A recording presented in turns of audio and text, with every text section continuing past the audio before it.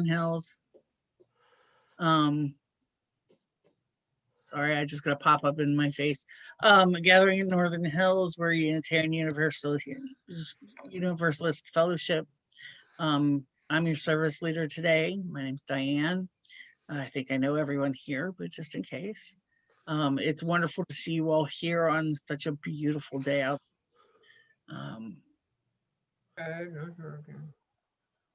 If you're not yet muted, please make it the effort to mute yourself. And we shall begin.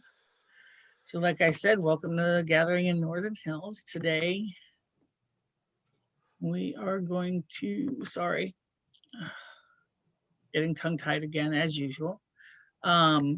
So we have just a few announcements.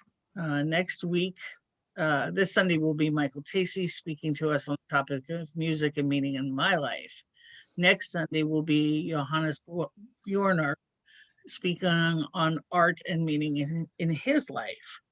And he'll share pictures of his beautiful paintings, how they're created, and ideas that spiritually motivate his art. There are several announcements in the announcements, but I'm just going to draw your attention to a couple. We've had for a couple of weeks now this joining Reverend Doug for lunch. There are 2 spots left for that. If you're interested in joining that, that's next Friday, May 28th at noon in the Quimbley room. There's no cost, there's no agenda there, since the announcements were printed, we got two slots filled. There's 2 more left. So please make sure you have had at least 2 weeks after your full vaccination and RSVP to Doug's email. We have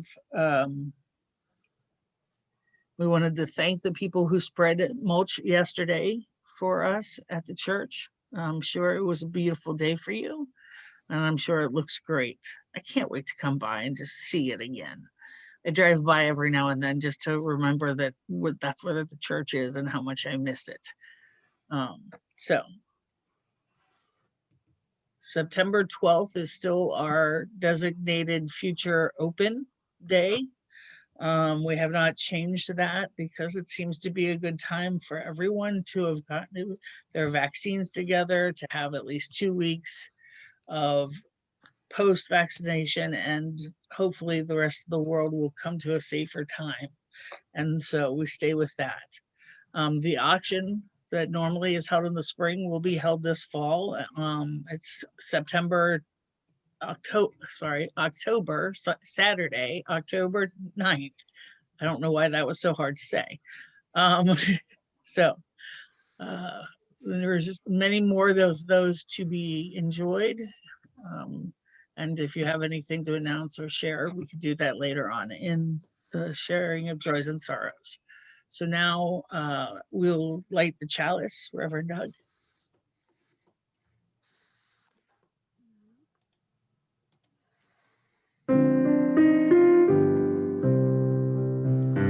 Rise up, O flame, by thy light glowing, show to us beauty, vision, and joy.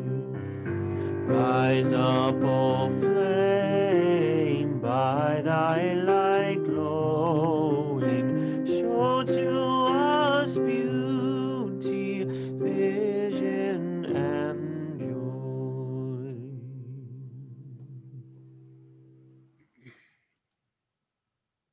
Thank you, Doug. Thank you, Michael.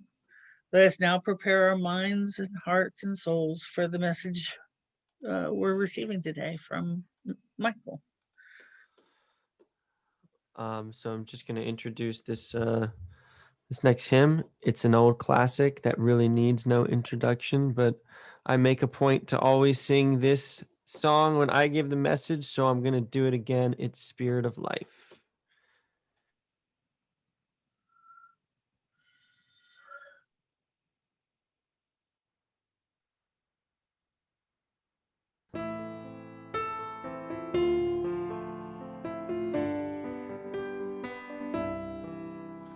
Spirit of love, come.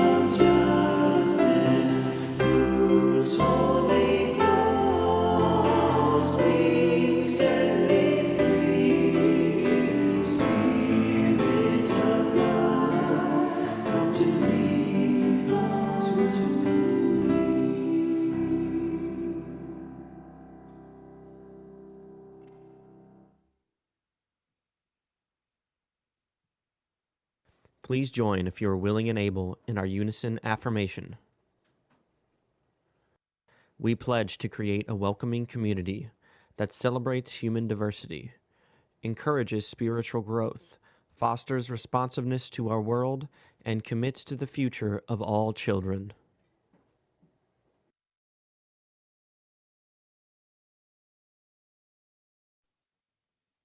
Thank you, Michael.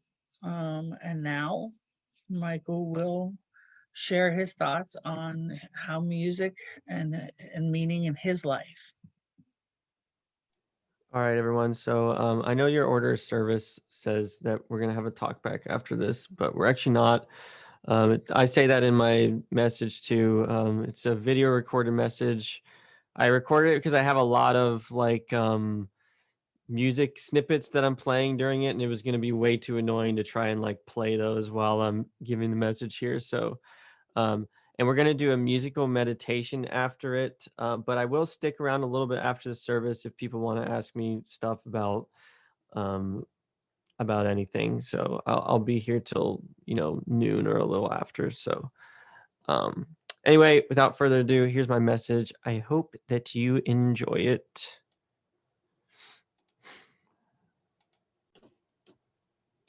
Hello, everyone, and good morning.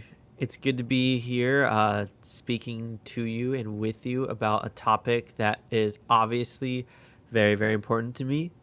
I noticed that Sue and Johannes were doing messages about art and meaning in their lives, and I thought I would jump on that bandwagon and do a highly similar message about music and why it's important to me and why I believe it's important just to the world.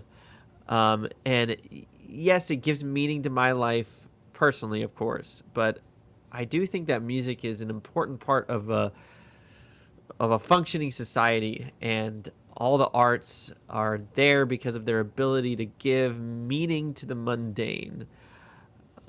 I thought I'd take you along my personal journey with music and attempt to show you the twists and tangles of our relationship throughout my life. I have been a student of music for the vast majority of my life, and my history with music is complex and dynamic. Its meaning to me and how I interpret has evolved and aged through the years, just like a fine wine might. It grows deeper and richer and more flavorful with each passing year, becoming more precious and more delightful the longer it ferments. And I think that's a beautiful thing. I hope you enjoy joining me on this very condensed version of my journey with music. They told me, son, one day you'll see the world for what it is. What you have to do may not always be clear to you. Take my advice, for I am older, I am wise. I've traveled the world, seen her expanse with my own eyes. You see, in life there comes a time when we must put our loves aside, but that day hasn't come, so I'll just take a rain check.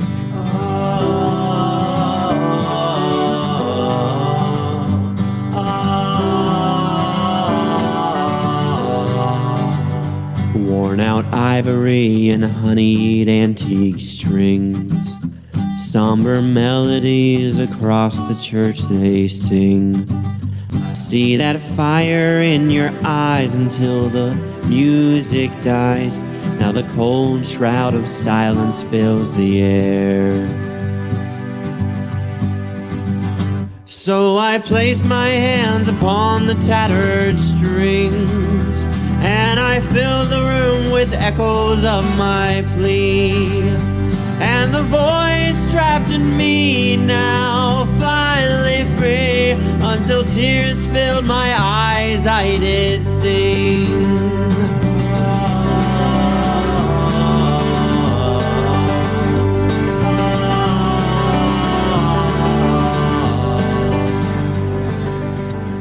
I can honestly say that I don't remember not being a musician. Long before my brain had developed the ability to store any kind of coherent long-term memories, I was making music. My mother claims I was always making up little tunes from a very young age that I would just sing while running around the house or, sitting in the car.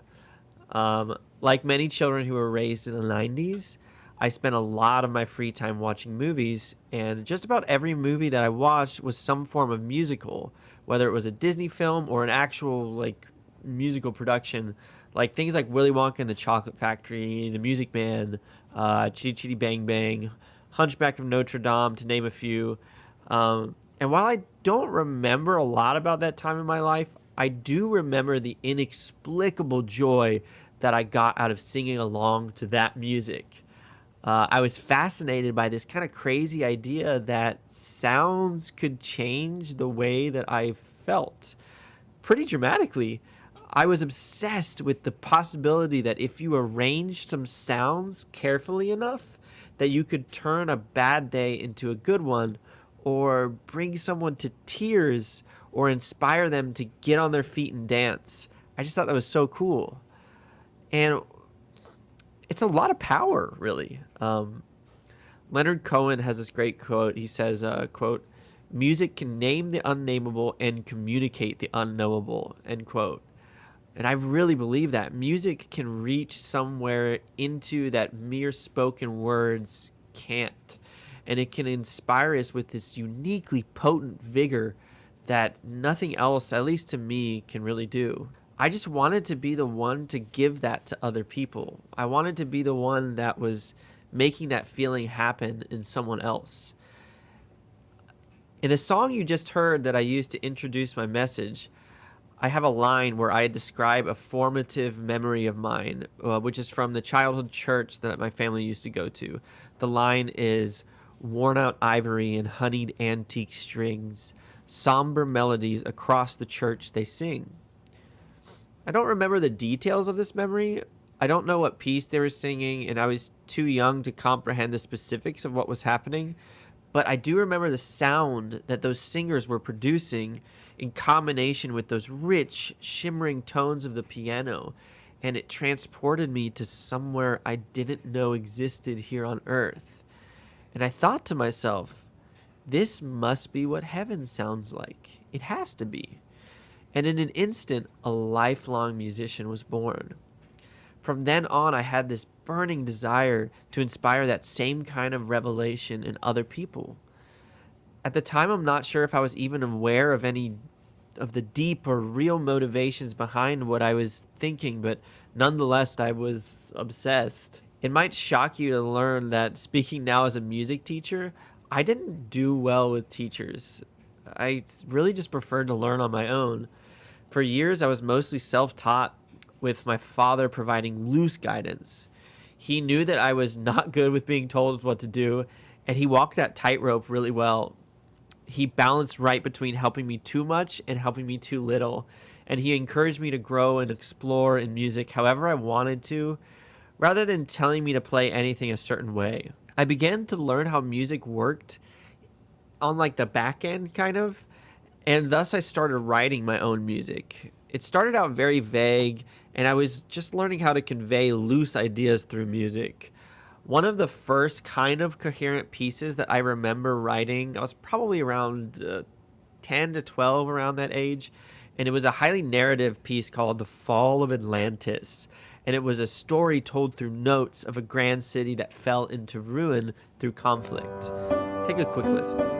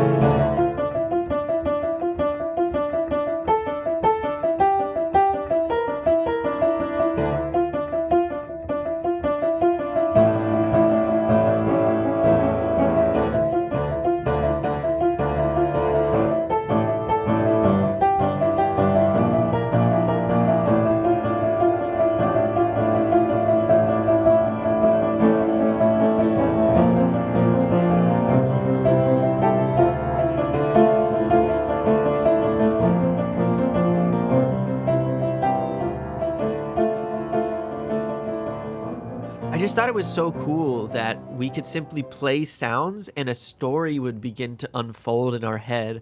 A story that wasn't actually happening, but we were inventing it on our own. And over the next few years, I began to really open up as a musician because of these ideas. I started actually playing regularly at the Northern Hills Fellowship because of my dad, and I would play with him, and I became very comfortable performing because of that.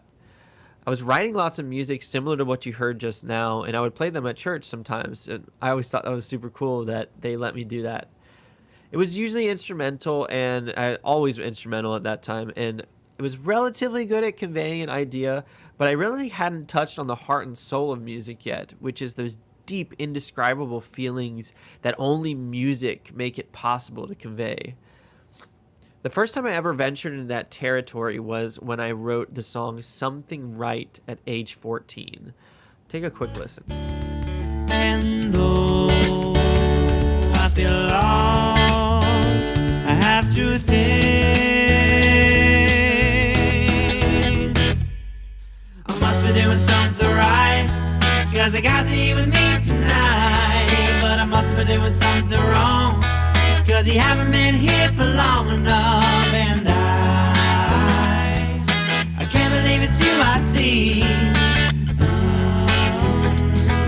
smiling back at me. So excuse me if I seem strange tonight. It's just that I finally feel right.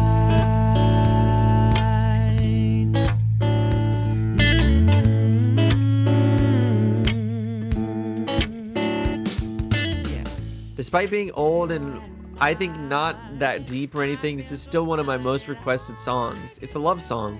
I truly don't remember if I wrote it about anyone in particular. It was so long ago, but I was beginning to wonder what it must feel like just to belong, to be able to share yourself completely with someone. And I think that's why people connect with this song. We spend so much time feeling out of place or uncomfortable that we simply long to feel right. Something Right was the first song that I ever wrote with lyrics. It opened up this new door and a new chapter in my musical journey. My understanding of music began to change and evolve a little bit. Up until then, I kind of viewed music as something that was pretty mathematical with rules and numbers, timing and patterns. You could input A and output B. And while that is true, there are definitely rules to music, and the numbers help you access those building blocks to music. I was kind of missing on that other element that is so much more difficult to articulate. There is this universal language that is communicated through music that I really wanted to make sense of. Through music, I could have this ability to make very deep connections and describe things that I couldn't through traditional forms of communication. And that was a really big deal for me. I've never been a great verbal communicator, as you can tell. Social situations are very taxing and difficult to navigate for me. And people have told me that I sometimes seem very at ease and confident, but it's only because I've learned how to adapt because I got so anxious about it. And as I went into adolescence, I learned that music was a great way of expressing those things that I couldn't necessarily do the way other people did. Much like the actual thoughts in my head, these ideas weren't always clear and explicit, but instead were an attempt to make sense of a difficult and confusing world. One good example was this song that I wrote when I think I was like 17 or 18 called The Wall. Many times I've been asked about what it means, like what did you write about? And I always tell people it means what it needs to mean to you. And I think that's the beauty of it. That's the beauty of music. It's so personal that everyone can find a way to connect to it. That's really what I was trying to write with this piece, to find meaning even when there's not a specific meaning intended. So here's a bit of The Wall. Tell me maybe later if you think it means something to you. So they picked up the feet and ran, because it's hard not to wonder where the end began. and he felt the ground slide beneath his feet, because the rain was now coming down in sheets. But she said, when you have no footing, I can be your land. If you start to fall, just take my hand.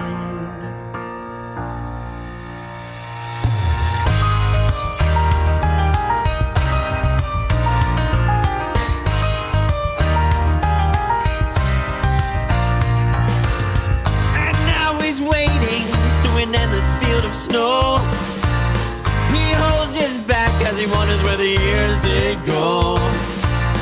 She's huddled close to him, a scarf wrapped over her face. Her legs grow weak as the snow turns to haze, and he says, every step we take is shorter than the last. It's like we're slowing down till we finally collapse, and she starts to fall. Meaning. He stands tall. That was the driving force behind my musical journey at this point in my life. It gave me purpose. If nothing else, I could at least make people feel something through my music, and that was enough for me. At least for a while it was. But the simultaneously beautiful and problematic thing about humans and our ability to ascribe that meaning to things is sometimes those meanings can become twisted and bent until they're almost unrecognizable. Unfortunately, there's this other side of music that's not necessarily about connections, and it's about competition and being the best. And I was not exempt from this. I lost sight for a while of what the real meaning of music was, and in young adulthood, I had feverish visions of being the best and the greatest, as many young musicians do. While in college for music, I practiced for often more than 6 to 7 hours every day. It's this aspect of every art form that a lot of people don't talk about. It's overlooked. Whenever I get told after I play something that I'm talented, I sometimes think to myself, no, talent has so little to do with what just happened. Any artist will tell you that getting good at any kind of art is not necessarily glamorous or fun. It's repetitive, and it's hours and hours upon hours of tedious work. Music is no different. It was brutal at times. And the world that musicians exist in is unfortunately very cruel to them. Once I started working as a professional musician, I was greeted with a very harsh reality of a world that does not respect the work we do or the importance of supporting music or any other kind of art in any meaningful way whatsoever. It was absolutely impossible to make a living doing freelance gigs. The equipment and transportation were expensive and difficult to manage, and many of the musicians I worked with had egos just as large as mine, and therefore they were extremely difficult to work with. And in the wake of all this stuff, my creativity as an artist was just very stifled. It was all this extra stuff getting in the way of the real expression, that deep-seated good stuff. The stuff that it takes a little bit of space and a little bit of clarity to access. But I didn't have either of those. After 4 years of being completely burnt out by the life of a gigging musician, I finally realized that it wasn't worth it to try and be the greatest and the best and just this amazing performer. In fact, that's not what music was about to me in the first place anyway. And at the end of this kind of dark period in my life, and especially my musical journey, I really wasn't even playing music that much at all. I was kind of like not doing music. It was really weird. It was probably the least musical I've ever been in my whole life. And that's actually when I came back to what was still called the Northern Hills Fellowship, and they asked me to be just the service musician, and I accepted. And returning to my roots and playing that old familiar Steinway that I had played for years already, I was able to regain some clarity, and I started to remember why I loved music in the first place.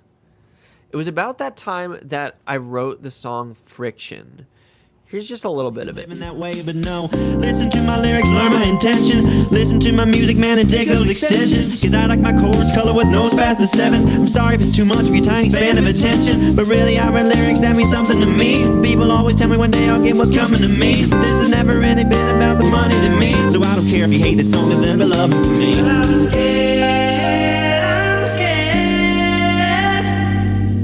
I think I'm lacking conviction. I'm scared, I'm scared. Scared of fighting friction, fighting friction, fighting friction, fighting friction, fighting friction, fighting friction. Friction was about a little bit of acceptance of who I am and what music means to me. I'm not necessarily the best and the greatest, but that doesn't matter because it's just not what it's about. Music is about connection. Connection in so many directions. Music connects feelings to thoughts. It connects thoughts to words. It connects words to people, and therefore it connects people to people. But even further than that, I think that what makes music truly special is that it connects us to something that's beyond the mundane world. Wherever that place that I was transported to all those years ago, is it heaven? I don't know. Whatever you want to call it, I think that music and art, all those forms of expression come closer to accessing that place that is beyond our physical world. You may believe that that is heaven or God or nirvana or some kind of state of enlightenment. Whatever it is you call, I think it's the same thing. One thing is certain to me, and that is music is one of the few things that can take me there. This awesome power of connection can build bridges, heal wounds, inspire action, and shape the destiny of entire nations. And on a personal level, it's been shown that music has astounding neurological benefits and increases one's ability to process information and heal from neurological disorders. And I won't spend too much time talking about this, but I feel I just have to say it. Why, when we know all of this stuff about music and about art, why, when we know how beneficial it is, do we continually, as a society, refuse to support the arts? A community that has a thriving art scene is more engaged, is more productive, and they're happier. And it has been time and time again shown throughout history that having a successful society in terms of economy and spiritual enlightenment, innovation, and overall happiness, it's all dependent on first having a thriving culture with art and music. Why are not more public funds allocated to art and instead allocated to buying weapons? But I digress. Connection, that's what it's about. That's what it's always been.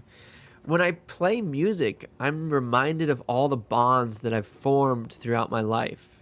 When I play for church, I think of my dad and coming to NHF on Sunday mornings, being so nervous and then so immensely happy and proud after the service. When I play Mozart, I think of my first piano teacher and the arguments we would have over whether Mozart would have played the music exactly the way it was on the page every time, or being the great improviser he was, would he have changed things up? When I hear classic rock, I think of my high school friends and how I decided to learn guitar on kind of a whim.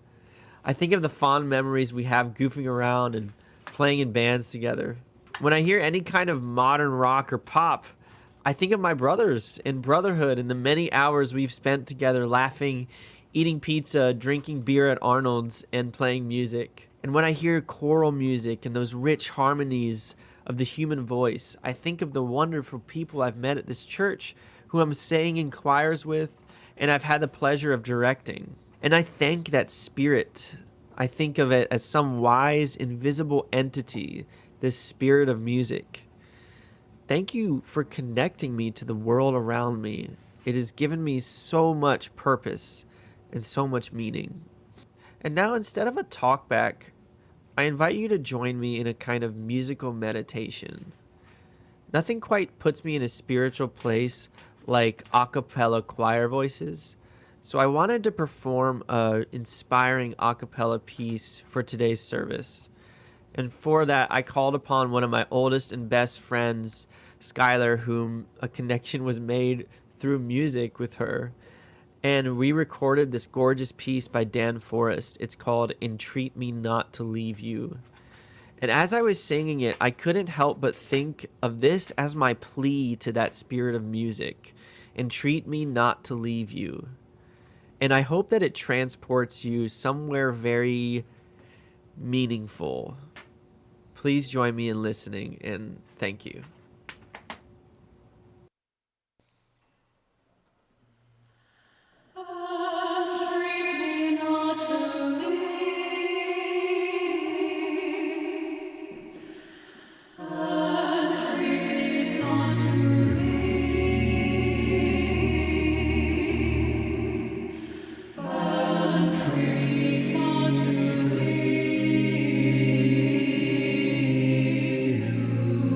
To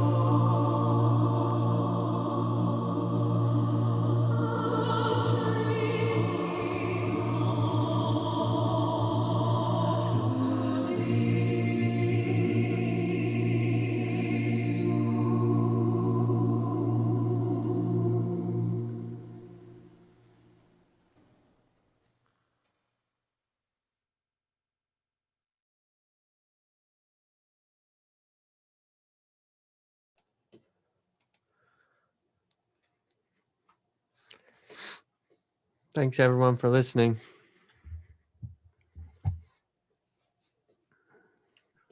Thank you, Michael. That was just insanely touching. I just am absolutely grateful for that meditation. I don't know that I've ever heard of a musical meditation, but now that I find it, I think I need more of it. I So, find it very helpful. Yes. well, it's something that sometimes you take for granted. Yes. And it's good to be reminded that music is something that should be cherished and nourished. And so using that as a nice way to segue into it, I am now going to ask Pete and Jenny Peterson. I'm saying it wrong. I'm sorry, Pete.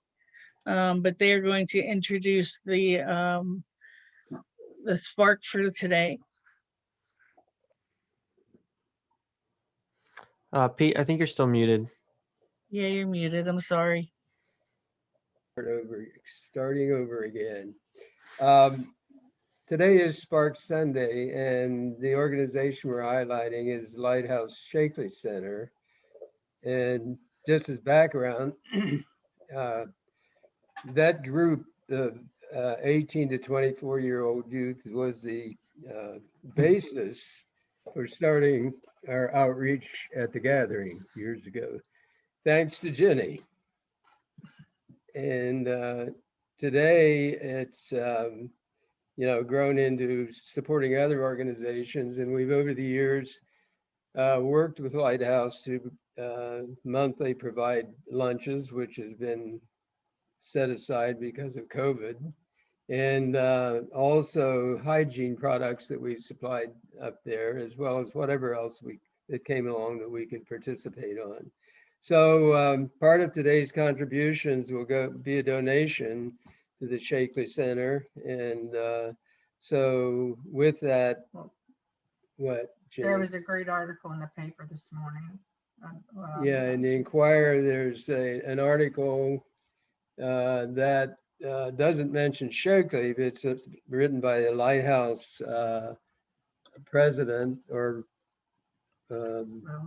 chief executive, that addresses the whole issue that Shakely Center does talk about. So with that, let me introduce you to Lavanya Lentard, and she is director at Shakely Center, and talk about some of the overall goals of Shakely and the accommodations they make for LGBTQ youth. So Lavanya. Good morning, everyone. Can you hear me okay? Yes. Okay, just checking because I'm sharing my bandwidth with two teenagers who are on games and tablets and phones, so I always have to kind of check in. First of all, thank you for having me and allowing me the opportunity to speak about our organization. I love our mission and everything that we do. So as Pete mentioned, I am the director of the Lighthouse Shakely Center for Youth. It sits right at the border of Walnut Hills and Mount Auburn. But the organization as a whole provides a large array of services to youth, from foster care and adoption to community and juvenile justice. We have outpatient behavioral health services in schools, outside of schools. I work in a service area known as homeless youth services. So we serve individuals who are either at risk of becoming homeless, currently experiencing homelessness, or have some type of homelessness experience in their past.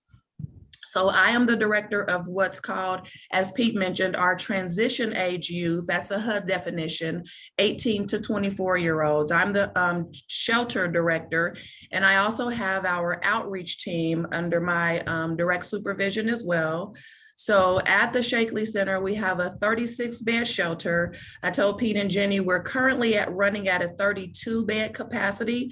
We've just allowed a small wing of our shelter to be kind of set aside in case we have a youth become positive for COVID. We can kind of self-isolate them, and they have their own restroom so that they're not in contact with the other young people to kind of contain the spread. We've been lucky so far. We haven't had a lot of cases. I can count count on two hands the actual number of positive cases that we've had and needed to isolate in that wing.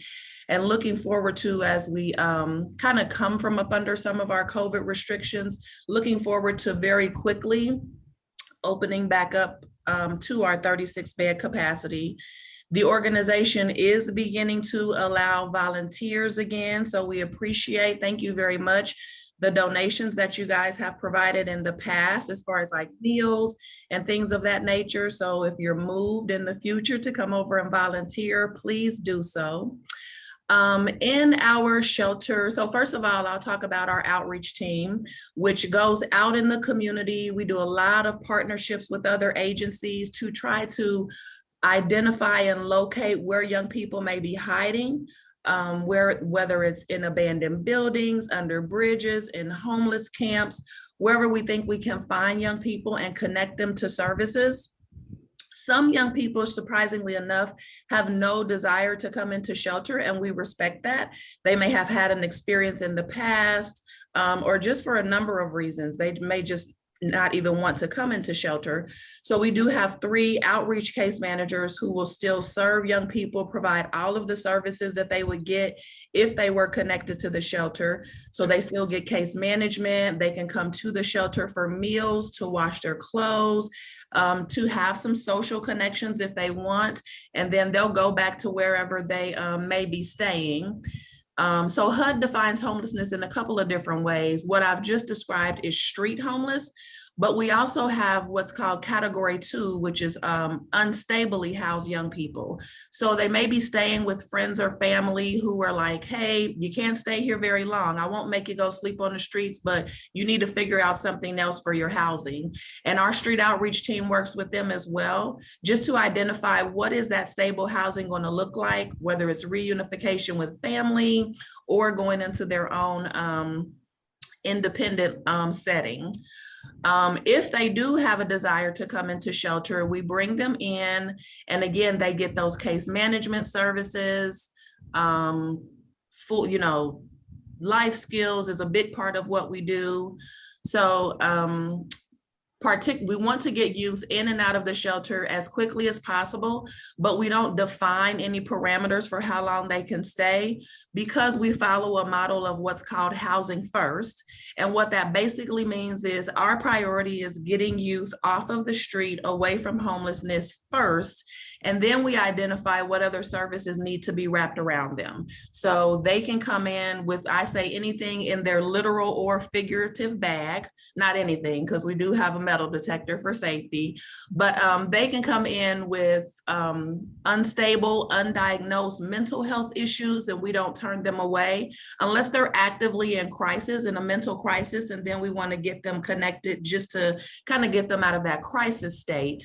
And as long as they don't have any convictions that they're fleeing from, we don't like harbor or abet anything, and we want to be good partners to our justice team. So as long as one of those 2 things aren't happening, they can come into the shelter. And I think a big part of what we want to talk about today, what that means is however youth show up to our door, we welcome them. So race, the only restrictions obviously are age. They have to be within 18 to 24. But race, again, chemical dependencies, LGBTQ population, whatever youth are experiencing, we want to get them housed first and then begin to wrap services around them that they identify first and foremost, to get them stably housed and kind of what I call springboarding on to just being their best selves. So Pete and Jenny wanted me to speak about the work that we do with the LGBTQ population. And I said, when we were talking, I said, we don't really do anything special, which is kind of the core of what we do, right? Like, we don't want anyone to feel singled out or isolated or anything. So we don't want to say, this is what we do for the LGBTQ, and this is what we do for the Blacks, and this is what we do for those with mental illnesses. We just wrap services around everybody. Love on people as best as we can, Our shelter, as I told Jenny and Pete, is all gender affirming. We don't have any rooms that are set aside. You know, this is the male wing, this is the female wing, girls over here, guys over here, none of those things. And we don't designate our restrooms either. All of our restrooms are all gender so that anyone doesn't have to identify one way or another. We really just want to people to feel welcome in our space and being able to show up authentically in our space. We do have a team at Lighthouse known as Safe and Supported. We get some funding from the state of Ohio through a VOCA fund, which stands for Victims of Crime Advocacy. So we do have a portion of funds set aside just for what's called Safe and Supported Services, which is set aside for LGBTQ youth to be able to identify organizations outside of Lighthouse that are LGBTQ affirming. So where can I go to worship? Where can I go to the doctor? Where can I go for employment services and things of that nature? Our Safe and Supported Services have done a wonderful job in identifying safe partnerships that our young people who identify as such can go on and be connected to and continue to feel safe and supported, thus the name. So I'll open it up for questions. I told Pete and Jenny I get really passionate about the work that we do, so I may start to just ramble on, but I'll open it up if anyone has any specific questions about what we're doing. I'd love to answer them for you.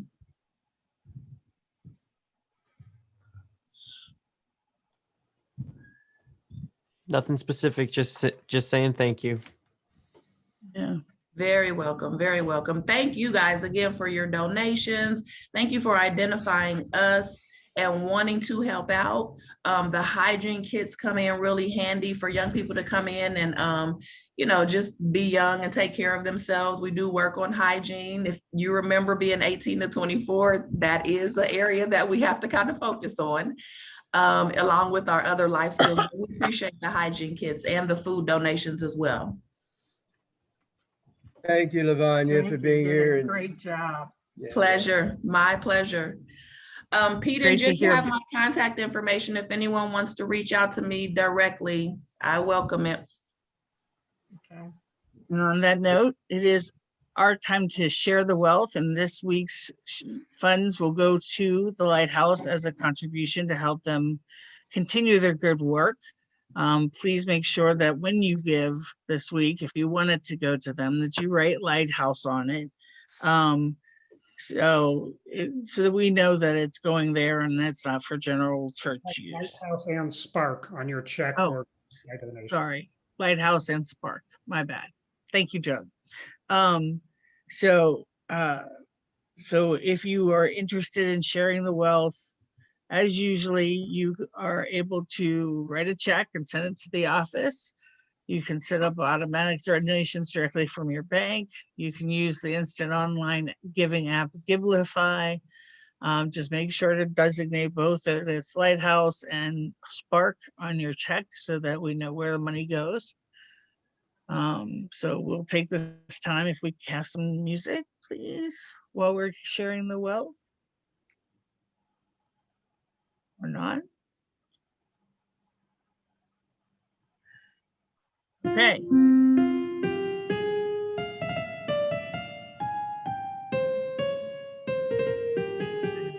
there any emails sent in? Emails, what? Or was anybody texting? What in? happened? Music went away. Sorry, Go ahead, guys. muted. That was my bad. Sorry, Thank you. I'm backing it up. Sorry.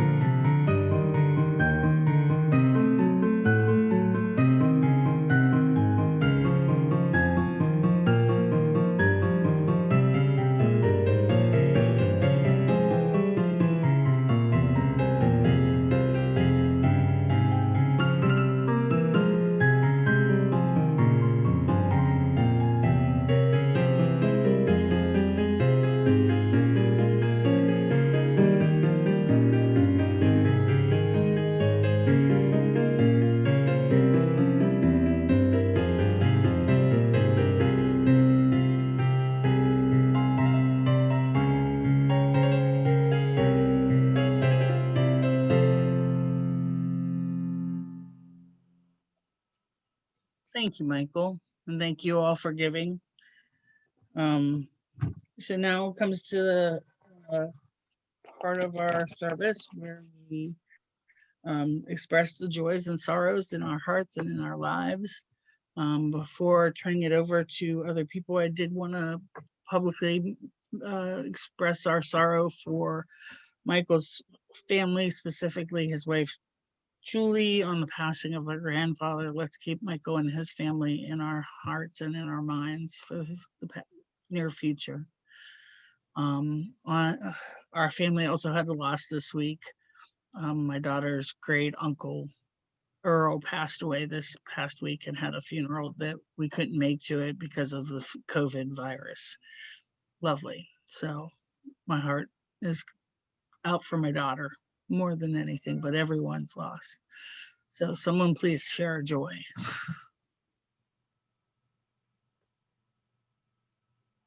I see Anne. Anne, you are muted. You have to unmute yourself. Yeah, I just was working on that. Thank you. Two things that I will start with a sorrow. I spent last week, not this very past one, but the one before that, at my cabin, which is very close to where my brother lives. I've talked often about my brother who took care of my sister-in-law who had Huntington's disease, and it is amazing the toll that COVID has taken on so many people. It was just not good. Depression, and he's smoked a lot and has COVID, already has COPD. So he could not walk from where we park at the cabin, which is only about 40 feet to the back porch, without resting before he could go up the steps. This is a man who used to climb the mountains and hunt them. So I just ask that you remember him. He's sacrificed a great deal, taking care of his wife. He certainly misses her very much. And so if we could hold him in our hearts, that would be a good. And I'm going to go back and in June.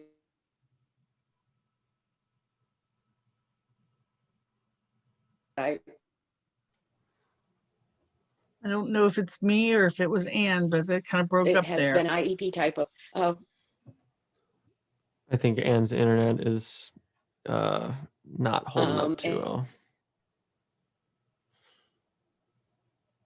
And streaming is buffering. Let's move on to Nada down there, and we'll come back to Anne later. Okay. I had a joy. My first Reds game Thursday, so freaking boring, put me to sleep. They lost 19-4. And Oh my a beer gosh. was $11, but I guess I'll go back again. Hey, Anne, is your connection a little better now? I think you're still muted, Anne. You're muted again, Ann. Yes, I seem to fly off into the abyss, but I am back again. So, I don't know if you heard the last part about that with my grandson Sander, but I'm just so very, very proud of him. It's been my joy to be his English tutor during school. He has also had math tutors and the things he needs, but he's a wonderful person. So very excited. Hey. Anybody else have any joys or sorrows or just things they'd like to share? Hi, Jack. Go ahead. Unmute yourself. Here we go. I just want to say, Michael, it's a little bit of a joy. I think it's kind of cool that I know somebody who's written a fugue. I've written lots of fugues, actually. So if you want to hear more, I've got about 27 of them, I think. I would. That was a good one. Thanks.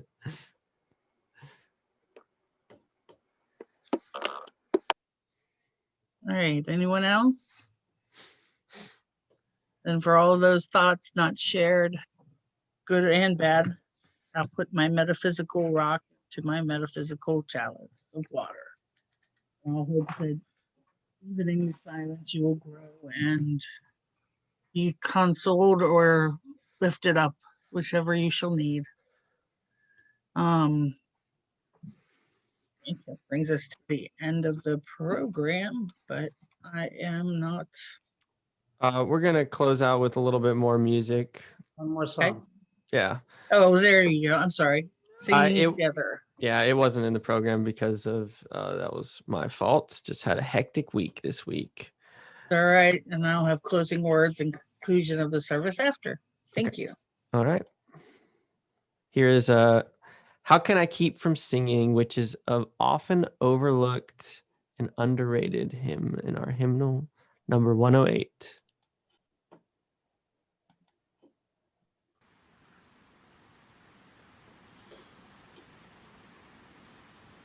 My life goes on in endless song, a bird's lamentation. I hear the real, though far off hymn that hails a new creation. Though all the tumult and the strife, I hear the music ringing.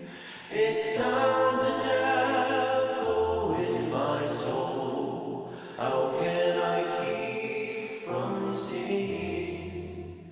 What though the tempest round me rolls? I know the truth it liveth. What though the darkness round me grows? Songs in the night it giveth. No storm can shake my inmost calm, while to that rock I'm clinging. Since love prevails in heaven and earth, how can I keep from singing? While tyrants tremble as they hear the bells of freedom ringing, when friends rejoice both far and near, how can I keep from singing? To prison cell and dungeon vile, our thoughts to them are winging. When friends by shame are undefiled, how can I keep from singing? How can I keep from singing?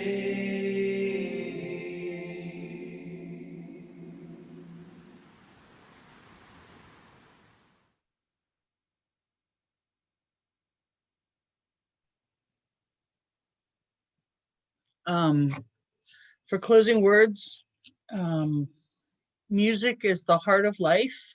She speaks love. Without it, there is no possible good. And with it, everything is beautiful, by Frank Liszt. And then I don't sing because I'm happy. I'm happy because I sing, by William James. That brings us to the conclusion of our service.